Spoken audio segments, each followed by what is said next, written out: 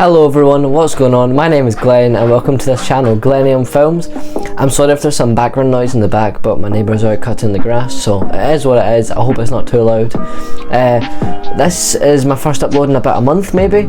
I apologise for that. It's because I've just not had as much love for film and not really had many reasons to post. I've been banging on about this Scorsese video for ages. I've still not finished it, watching them yet, never mind even filmed it, and the video will be long. In May and June, I didn't watch a lot of films, so I thought I would just collab them both together. So I did May ranked and June ranked in one video. So that's what this video is.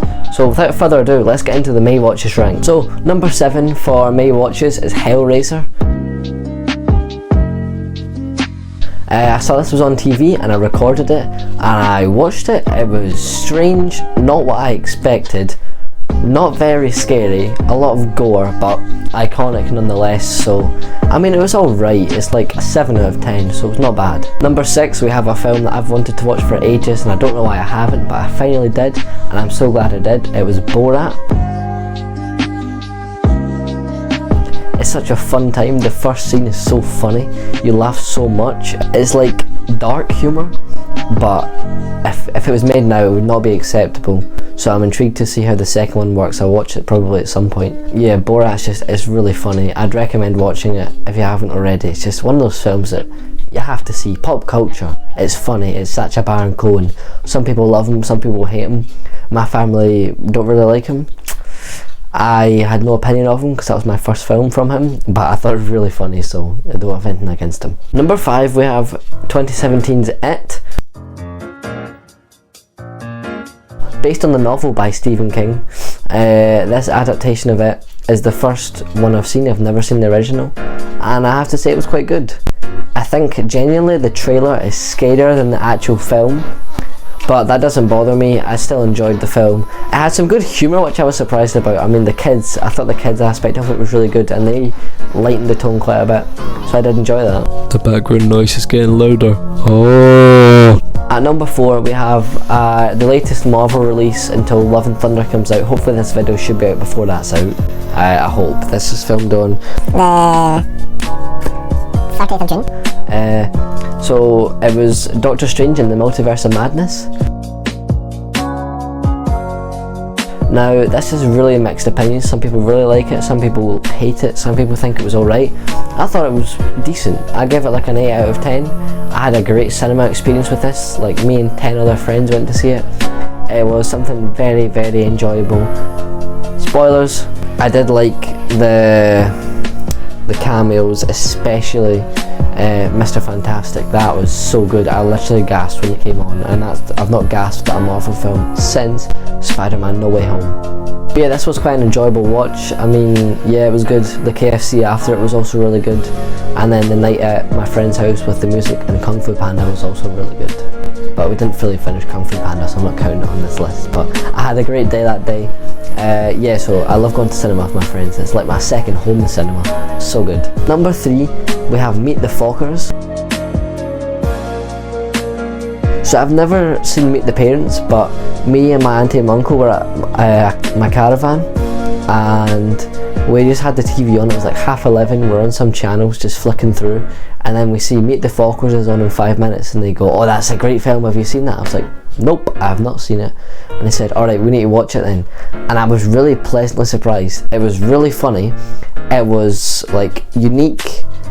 Just, this film is slept on, and I think it's harshly rated on Letterboxd. Yes, it's a comedy. Yes, it's not a masterpiece, but man, this made me laugh so much. It was so funny. I had an overall really great viewing experience with this one. Just a bit of fun, something to lighten up the mood. And it was like, we finished it at like 1:30 in the morning, so pretty late night, but you know, it was worth it. It was so good. Number 2, my first watch of the month was Spree. Joe Keery acting in this, Steve Harrington from Stranger Things. This was really, really good, surprisingly. I thought it would be average, but yeah, this was good. The concept of this is just incredible. I really, really enjoy that. The acting in it, the effects, the whole vibe in general is just so good. But the concept is the concept is so good. Uber driver goes on a killing spree. Oh nah, it's brilliant. If you haven't seen this, I highly suggest it. It's on Netflix. Just give it a watch. You're missing out if you haven't seen it. It's gory, it's funny, it's quirky, it's awesome. And at number 1 for me is Heat. Now again, I watched this at my caravan the next night, a wee bit earlier, about 10 o'clock we watched this. It was a Netflix watch, and they'd seen it before, I hadn't, and they said, oh, we need to watch it, and I was like, yeah, that's fine, because I wanted to watch that for a while. It was brilliant. The acting, the pacing, the plot, the script, the cinematography, the vibe, the lights, oh, it was so good. I really did enjoy this one. I give it like a 9.7 out of 10. Yeah, this was a fantastic watch, so I'm really glad we got to experience that together. Just the action in it is incredible. Robert De Niro, Al Pacino, fantastic in it. Even Val Kilmer was good. The romance, no, the vibe and the city lights, the neon lights, oh, so good. Blue is the colour scheme in that film. Don't know how to put it into words, but blue, just blue. Moving on to June, I watched 1 film less than May. I watched 6 films in June. So coming in at number 6 we have Everything Everywhere All at Once. This was a massive disappointment for me and my sister. We went to the cinema to see this. Luckily I got in, but I had heard only good things about this. It got the highest rated film on Letterboxd of all time at one point, and we both thought, right, this has to be incredible. We were so disappointed. If I remember correctly, the first act was quite good, the second act was bad, and the third act was absolutely awful.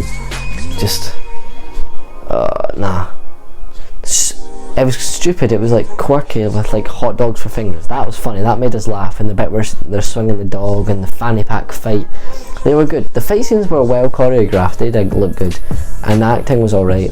But the plot was boring, weird, uninteresting. The pacing was poor. It felt so long, and it really wasn't. Just the characters didn't stand out. I couldn't name one character from it. Just nothing about this film was really interesting. It is probably the most overhyped and overrated film of all time, except The Truman Show, that I have ever seen, so I'm highly disappointed with this one. I'm actually really interested to hear your thoughts on this, so comment below what you thought about Everything Everywhere All at Once. Number 5 we have The Favourite by Yorgos Lanthimos. This is my first film from Yorgos, and it was quite good. It was like a 7 out of 10. Again, it was like a period piece. Amadeus, my favourite film of all time, if you didn't know that, is a period piece, and like that was the film that just got me thinking, I really could like anything considering that's my favourite film. So yeah, it was quite good. I mean, I don't see what's so special about it. I think it was average at best, but the characters were quite good, the cinematography was brilliant, and the acting was good as well. So yeah, not too bad, not too good. Number 4 was Top Gun. An 80s classic that is a must-watch, as people say.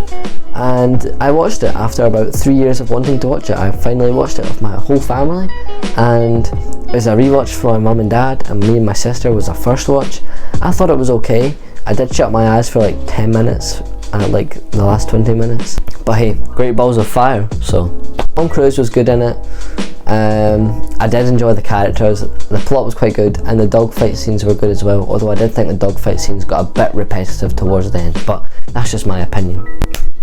We will hopefully see Maverick very soon. Number 3 we have The Nice Guys.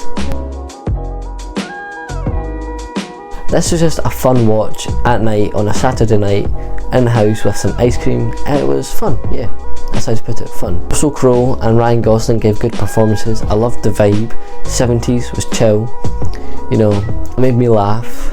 But that's about it. It wasn't too special, but it was cool. It was funny. So gotta give it that. It was funny. I liked it. Number 2. I am not joking. I am 100% serious. The second best film I watched this month was Despicable Me.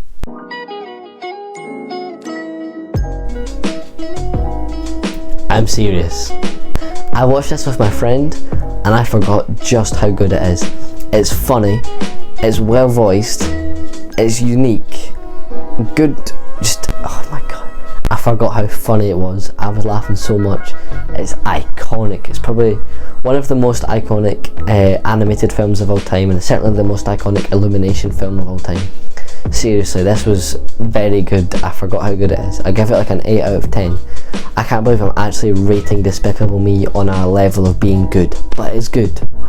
I'm excited for the Rise of Gru. I'm definitely going to be seeing that because it looks good. Number 1, the best watch of June is probably about a 9 out of 10, 8 or 9 out of 10, and it's The Handmaiden.